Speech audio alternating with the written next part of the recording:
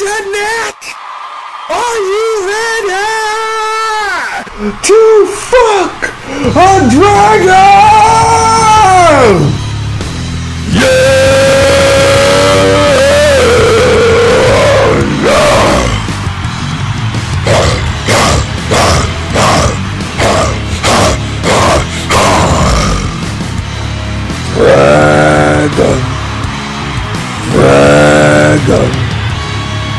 Dragon!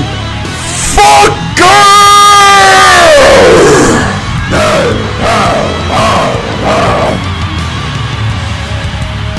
I've been walking for miles, I've chased this dragon through the aisles. I know just what I've got to do. I've got to take you and fuck a dragon! Okay, so according to my Origin account, I have played 52 hours of Dragon Age Inquisition, and I'm currently level 17, so I hope that's enough time to pump out a shitty review. Firstly, this game has a decent character creation menu, so creating my character, Dragon Fucker, took quite a bit of time. I made an elf because I wanted everyone in the game to hate me like they do in real life. A female mage who was naive enough and single-minded enough that all she wanted to do was make people happy. Now, as I was unleashed onto the world, I found out quickly that Dragon Age Inquisition reminded me too much of an MMO without all the other people to come and fuck it up. Which I can deal with actually. It's a world all my own without all the other assholes in it. And as such, the world itself just looks beautiful to look at and the environments are lovely. And I hope you do like looking at the environments because they are lovely, and the fact that the quests of this game never seem to end. Which has its ups and downs, because the game has huge environments to explore with caves and compounds to take over. So if you're suffering from a form of OCD, then you're going to be running around this game for weeks on end. I'm over 50 hours and I think I'm about 30% through the story because I was busy doing odd jobs and side quests. Now, I'm not sure if most of you would classify this to be a problem or not, and that's the pacing of this game. You see, this game is fucking huge, and you're allowed to progress at your own pace, meaning that if you don't want to get on with the main quest, where you're free to wander around and do other things. The problem here is that all the quests for the most part feel the same. Go here and collect that, you need 5 of these, you need 7 of the pigtails or something. Now, if you played RPGs before, then you know what you're getting into. I do, however, wish that more care was placed into these side quests, making them feel more fleshed out, making more battles memorable with special monster fights because of the side stories that will reveal more of the troubles through the worlds through dialogue.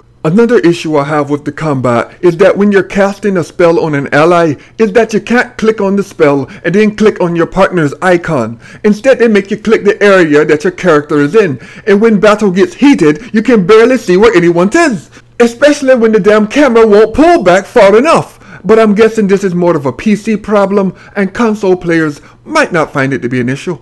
And of course, this game has dragons to hunt down, because if it didn't, my character name of Dragon Fucker would be morally inappropriate now, wouldn't that?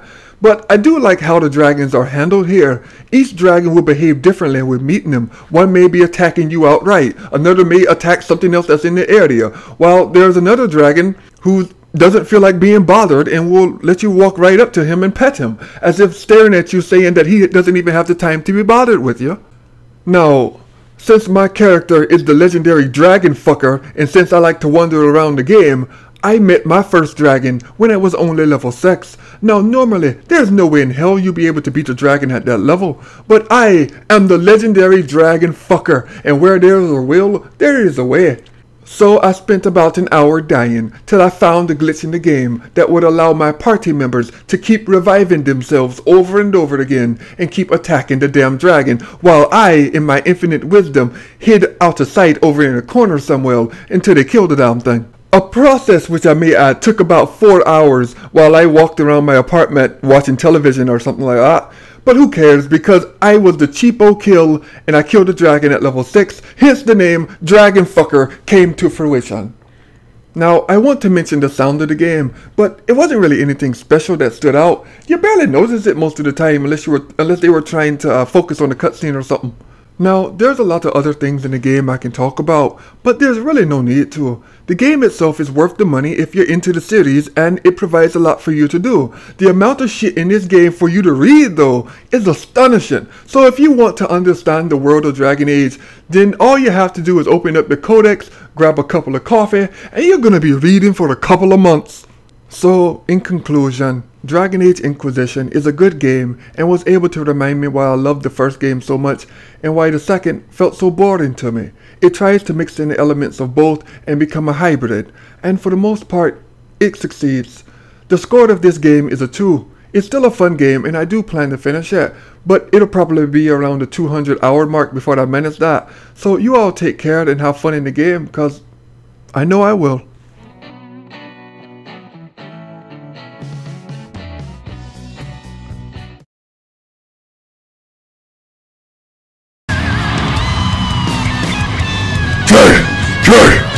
Try to fucker. Yeah. Oh yeah. Whoa.